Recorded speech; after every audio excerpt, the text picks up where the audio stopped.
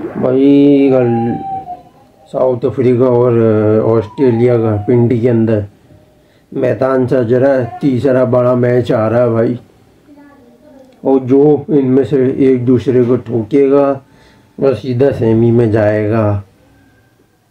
और मुमकिन है कि अगर इंग्लैंड आगे अफगानिस्तान को मारता है तो एक तो टॉप कंटेंडर रहेगा, लेकिन अफगानिस्तान, साउथ अफ्रीका और इंग्लैंड आपस में भी टक्कर रहेगी, और जो कि वो 1 मार्च को होगा कराची के अंदर नेशनल स्टेडियम में। फिर वो जो दोनों एक दूसरे को मारेंगे ना, वो डिसाइड करेगा कि दूसरा सेमीफाइनल में कौन जाता है। तो भाई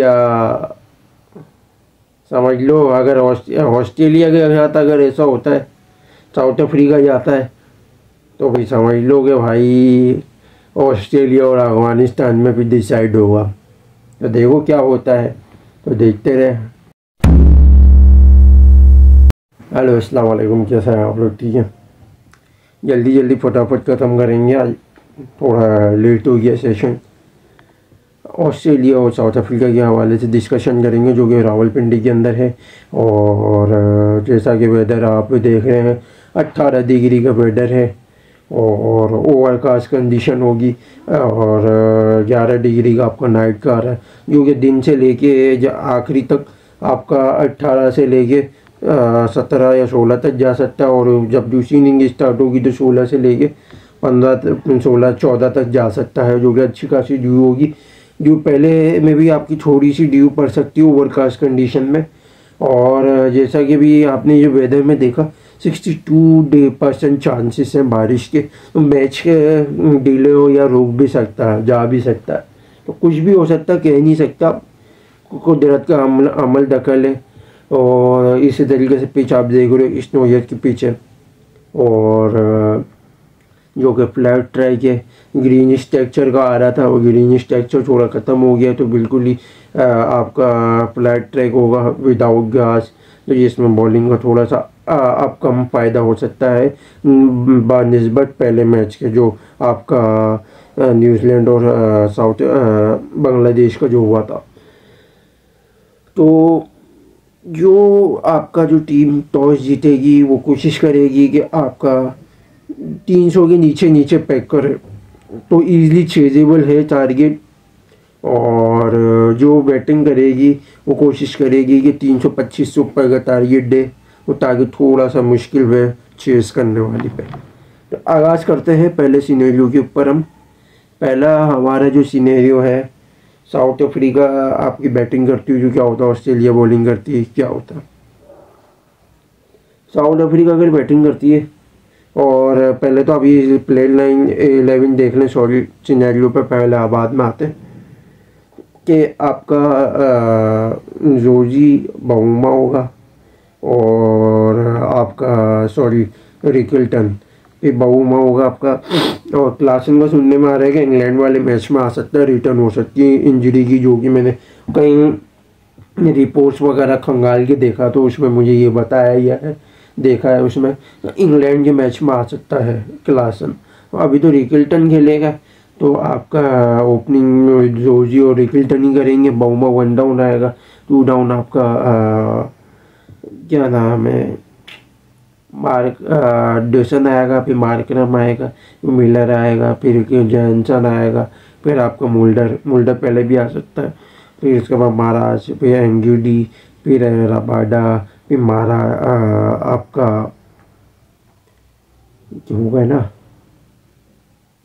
आना हो गया, एंगीडी हो गया, रबाडा हो गया, और जॉनसन, 3 हो गए, और वैन मुल्डर और आपका महाराज, ये 5 आपके बॉलर होगा। पार्ट टाइम में आपके पास मार्करम का ऑप्शन है।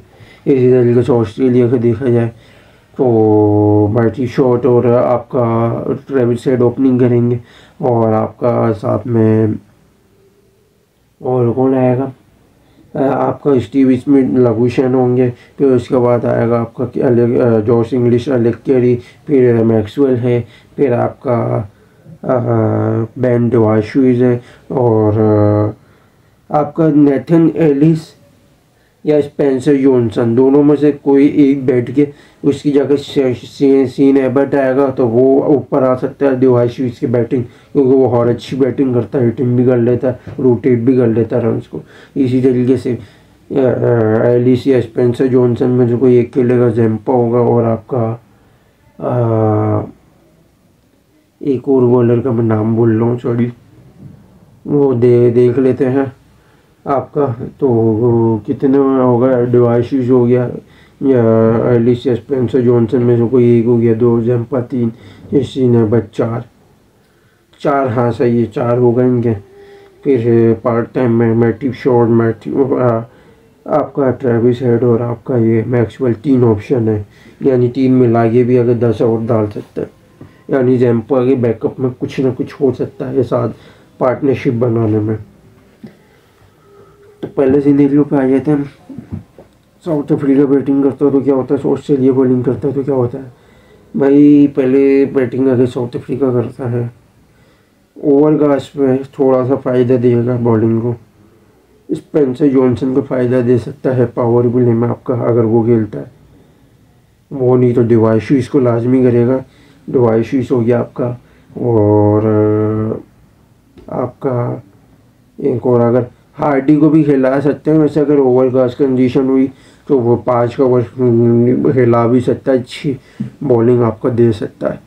और आपका शेन एबर्ट हो गया, वो पावर प्ले के आखिरी में आ सकता है, नेथन एलियस आपके साथ लगा सकते हो नई बॉल में ये। और अगर नेथन एलियस की जगह स्पेंसर जॉनसन है तो वो भी अच्छी आपकी पार्टनरशिप दे सकते हैं दिवाशी के साथ पावर प्ले में, इसी तरीके से। और अगर आप आ जाओ वहाँ पे स्पिन में, तो पावर प्ले के बाद आपका मैथ्यू शॉर्ट, जैम्पा फंसा सकते हैं, मैक्सवेल तो 50-50 है, अगर रिकल्टन और मिलर अगर इसके सामने हो तो वो मार सकते हैं, अदरवाइज मैक्सवेल आपको मार्करम को थोड़ा सा फंसा सकता है। इसी तरीके से डेथ ओवर में अगर देखो आप तो डिवाइस हल्का फुल्का और एलिस हल्का फुल्का फ़ायदा दे सकता है, अगर ओवरकास्ट कंडीशन आखिरी टाइम पे हुई या नहीं हुई तो कम देंगे, हुई तो थोड़ा फ़ायदा दे सकते हैं आपको। इसी तरीके से शेन एबर्ट आपको अपनी यॉर्कर अच्छी दे सकता है, विकेट ले सकता है। और बैटिंग में अगर बात करें हम तो आपका बाउमा एंकर वाली इनिंग अच्छी दे सकता है, 50-60 वाली, और मुमकिन है 100 वाली इनिंग भी आपको दे सकता है। और रिकल्टन जॉर्जी देखो बैड लक चल रहा, वो 30-40 भी बना लेगा तो पॉसिबल है। और रिकल्टन का आप कह सकते हो कि 90 या 110 वाली इनिंग दे सकता है अगर वो खड़ा रह गया बाउमा के साथ, तो क्योंकि वो बाउमा के साथ ही खड़ा होता है, क्योंकि बाउमा जिस तरीके से इसको गाइड देता है वो बाउमा के साथ अच्छी पिकअप करता है इनिंग को। विड्यूसन आ जाए तो पीछे आपका 50-60 वाली, फिर मार्करम 30-40 वाली दे सकते हैं, मिलर आपका 30-40 या 50 वाली दे सकते हैं, 30 यानी 25-30 बॉलों वाली। फिर इसके बाद आपका मोल्डर आपकी अच्छी हिटिंग दे सकता है, जेंसन के साथ दोनों मिलके 60 रन मार सकते हैं दोनों, यानी वह है 35-40 बॉलों पे। इसी तरीके से दूसरी इनिंग में आ जाओ ऑस्ट्रेलिया का, तो ट्रेविस हेड का वही जैसा मैं बोलता हुआ था, अगर न्यू बॉल को थोड़ा सा अगर सेटल हो गया, सर्वाइव कर गया, तो फिर आगे भी खेलना पूरी इनिंग ही ट्रेविस हेड की है, वरना वो जल्दी अगर गिर भी सकता है। और अगर वो पावर प्ले टिक गया तो वो सेंचुरी भी मार सकता है, ये एबिलिटी है। इसी तरीके से मैथ्यू शॉर्ट की 50 वाली इनिंग आ सकती है अगर वो होल्ड कर गया हेड के साथ। तो इसी तरीके से स्टीवन स्मिथ अगर पावर प्ले की बात आया तो थोड़ी बहुत आपको 50-60 वाली इनिंग दे देगा, वरना पावर प्ले पहले आया कहीं ना कहीं वो जैसा पावर प्ले में स्लिप पे या कहीं ना कहीं शॉर्ट कवर पे या आपका मिड विकेट पे विकेट दे के चले जाता। तो ये भी देखना पड़ेगा, बाकी लबूशन का देखना पड़ेगा, अगर जल्दी नहीं थकता तो वापस दे सकते हैं इनिंग। अगर शॉर्ट स्पिन में थोड़ा सा वो फंस सकता है, अगर शॉर्ट बॉल अगर थोड़ी सी आपकी अच्छी थोड़ी सी टर्न दे रही हो तो, वरना नहीं तो अगर अदरवाइज वो सर्वाइव कर जाएगा। लेकिन इतना मसला देगी नहीं स्पिन साउथ अफ्रीका की, क्योंकि महाराज जो है वो आपका मुश्किल से एक विकेट ऐसा दे दे, इक्का दुक्का मारकर हम भी एक देते, मुश्किल से दोनों मिलकर 2 विकेट आपको मुश्किल से इक्का दुक्का दे दे, अगर वो बैट्समैन 4 रन से लेते हैं, कहीं ना कहीं फील्ड पे कैच देते हैं तो, वरना अदरवाइज फिर जैसा मैंने आपको बताया था पहले मैच में साउथ अफ्रीका के कि 45 रन देगा, दूसरी ओवर इनिंग में 1 विकेट लेगा, सेम टू सेम वैसा ही हुआ। और कम से कम एक ही विकेट ली, लेकिन 1 रन ज़्यादा दिया। सही है।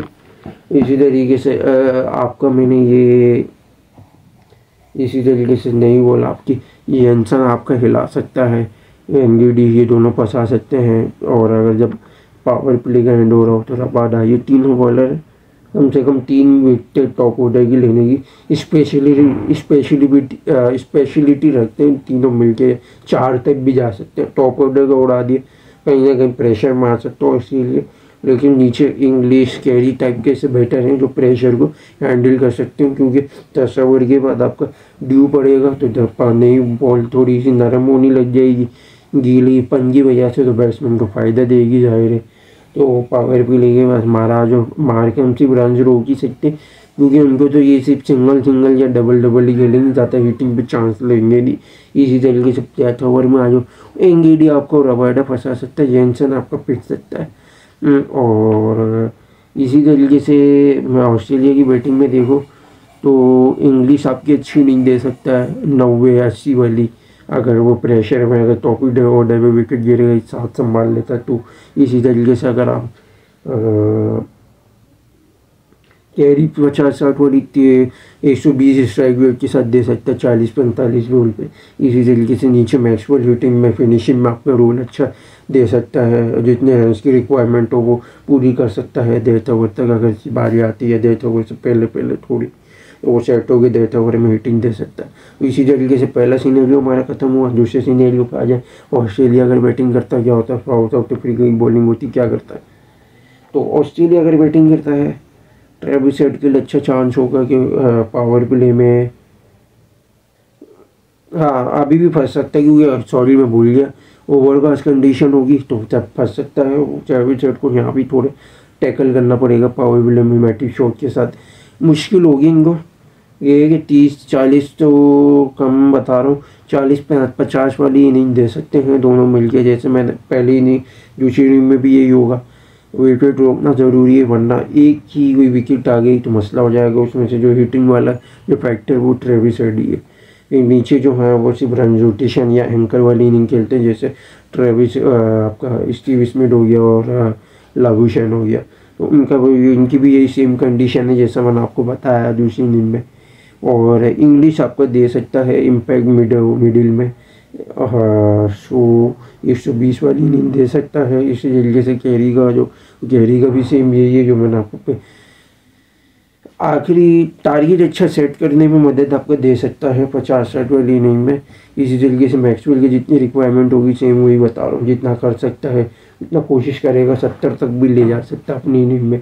इसी तरीके से बॉलिंग में देखो ओवरकास्ट कंडीशन होगी तो वही है, एंगीडी आपका थोड़ा सा कम देगा दूसरी इनिंग के निस्बत, और रबाडा तो वही सेम रहेगा, जेनसन थोड़ा सा आपका कम हो सकता है, ज़्यादा भी हो सकता है। तो इसी तरीके से मीडियम ओवर में महाराज और मार्करम मिलकर मुश्किल से 1 विकेट लेंगे अगर चांस ले लिया तो, वरना अदरवाइज इनको रोटेशन करेंगे, क्योंकि टारगेट पे देने भी जा रहे होंगे तो उसमें थोड़ा सा रन्स को टारगेट करके माइंड सेट बना के वो खेला जाएगा। और 1.5 ओवर में देखा जाएगा तो एंगीडी और आपका रबाडा फंसा सकते हैं। और इसी तरीके से अगर आप आ जाओ दूसरी इनिंग में तो जोजी थोड़ा सा फंस सकता है, रिकिल्टन थोड़ा सा टैकल कर सकता है गैप में खेलने में, और 50-60 वाली दूसरी इनिंग दे सकता है आपको, ज़्यादा इतना वो दे नहीं सकता, क्योंकि इसका फिटनेस का थोड़ा सा ना कमी पेशी आएगी, स्टेमिना कम होगा। उसकी वजह ये है कि जैसी इनिंग जो पहली इनिंग में ही खेल सकता है ना, वो दूसरी इनिंग में नहीं खेल सकते। थोड़ा तो अगर ये थक जाता है तो उसका जो मोमेंटम होता है ना, और जो रिएक्शन होता है बॉडी का, वो थोड़ा सा कम हो जाता है। तो वो रिएक्शन की वजह से उस तरीके से ना मूव नहीं कर पाता, तो इसमें भी थोड़ा सा अच्छा खासा फ़र्क आता है। तो इसी तरीके से अगर आप बहुमा का आ जाओ, बहुमा आपकी एंकर इनिंग दे सकता है, मुमकिन है कि 100 भी बना सकता है। अगर ऊपर से 2 विकेट गिर गए तो मुमकिन है 50-60। तो इसी तरीके से आपका जो मार्करम रुक सकता है अगर दूसन मोहम्मद के साथ अगर वो पावर प्ले तक ख़त्म होने तक 2 विकेट गिर जाती है तो 25-30 ओवर तक ले जाने में दोनों का अच्छा साइन है सिंगल डबल में। उसमें फ़ायदा ये हो जाएगा कि दूसन भी थोड़ा अपना रन कवर कर लेगा 50-60, यानी 100 या 90 के स्ट्राइक रेट से बहुमा भी सेम। यानी आपका अगर 50-60 रन होंगे पावर प्ले में तो कम से कम 160 या 170 तक 30 ओवर में आपके कम से कम चले जाएंगे, या 180 तक भी जा सकता है। तो इसी तरीके से नीचे अगर मार्करम का आ जाए तो मार्करम का ये होगा कि 140 ओवर तक सेट होने का कम से कम 30-40 तो फिर हिटिंग करने में चांस दे मिलर के साथ। तो मिलर भी सेम ये 30-40 वाली तो नीचे जेनसन और आपका मोल्डर है जितना फिनिशिंग में रोल कंट्रीब्यूट कर सकते हैं। इसी तरीके तो ऑस्ट्रेलिया की बॉलिंग में देखा जाए डिवाइस ह्यूज फंसा सकता है, स्पेंसर जॉनसन आ जाए तो ये भी फंसा सकता है दोनों मिलके। अगर ये नहीं तो एटलीस्ट छोड़कर रन रोक सकता है, सारी डिवाइस ह्यूज के ऊपर डिपेंड आ जाएगा। और पावर प्ले के एंड में एक विकेट लेने में आपको मदद दे सकता है सीन है। बट पावर प्ले के बाद जैम्प आपको थोड़ा बहुत रन में फंसा सकते हैं, 1-2 विकेट वो भी ले सकते हैं। मैथ्यू शॉट आपको फंसा सकता है। इसी तरीके से ट्रेविस हेड को लगाया तो कहीं ना कहीं जहाँ पार्टनरशिप ब्रेक नहीं हो रही तो वहाँ पे ट्रेविस हेड आपकी विकेट लेने में काम आ सकता है।